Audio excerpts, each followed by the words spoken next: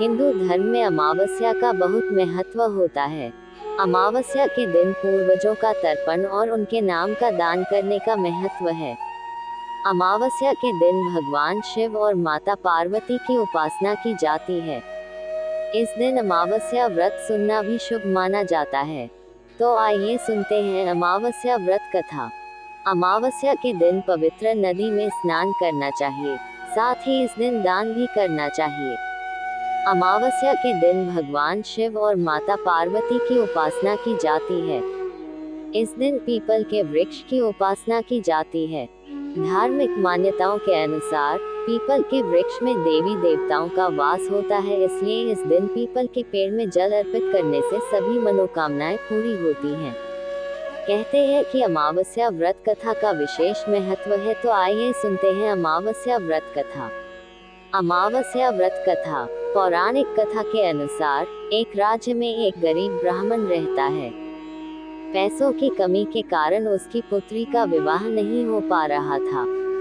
अपनी गरीबी से परेशान होकर एक दिन ब्राह्मण दंपत्ति ने एक साधु से उपाय पूछा, तो साधु ने बताया कि पास के गांव में एक धोबिन है जो अपने बेटे और बहू के साथ रहती है। यदि आपकी बेटी उस धोबिन की सेवा करे तो धोबिन खुश होकर उसे अपनी मांग का सिंदूर दे देगी, जिससे कन्या का विवाह तय हो जाएगा। ये सुनकर कन्या धोबिन के घर जाकर सारा काम करने लगी और इसका पता धोबिन व उसकी बहू को नहीं चल पाया। एक दिन धोबी ने अपनी बहू से पूछा कि तुम इतना सारा काम इतनी जल्दी कैसे कर लेती हो, तो बहू बोली, मुझे लगा कि आप ये सारा काम करती हैं। धोबिन चौंक गई और उसने नजर रखना शुरू किया। धोबिन ने जब सुबह उठकर देखा तो एक कन्या चुपचाप उसके घर का सारा काम कर रही थी। कई दिनों तक ऐसा चलता रहा। एक दिन धोबिन ने कन्या से कारण पूछा। कन्या ने साधु द्वारा कही सारी बात धोबिन को बता दी। उसकी बात सुनकर धोबिन ने अपनी मांग का सिंदूर उसे दिया और उसी समय धोबिन के पति की मृत्यु हो गई। उससे दुखी होकर कन्या घर से निकल पड़ी और एक पीपल के पेड़ के पास पहुंचकर 108 ईंटों के टुकड़े लिए और उन टुकड़ों को 108 बार परिक्रमा करके एक एक बार फेंकने लगी।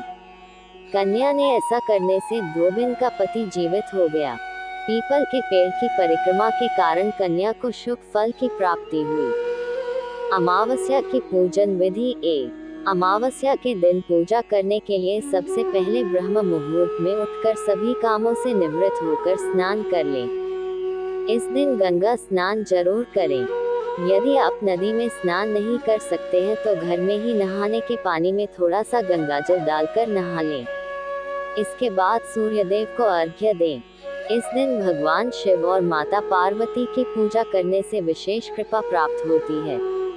अमावस्या के दिन अपनी योग्यता के अनुसार दान पुण्य जरूर करें, इससे हर मनोकामना पूरी होती है। पितरों की शांति के लिए तर्पण, श्राद्ध आदि कर सकते हैं।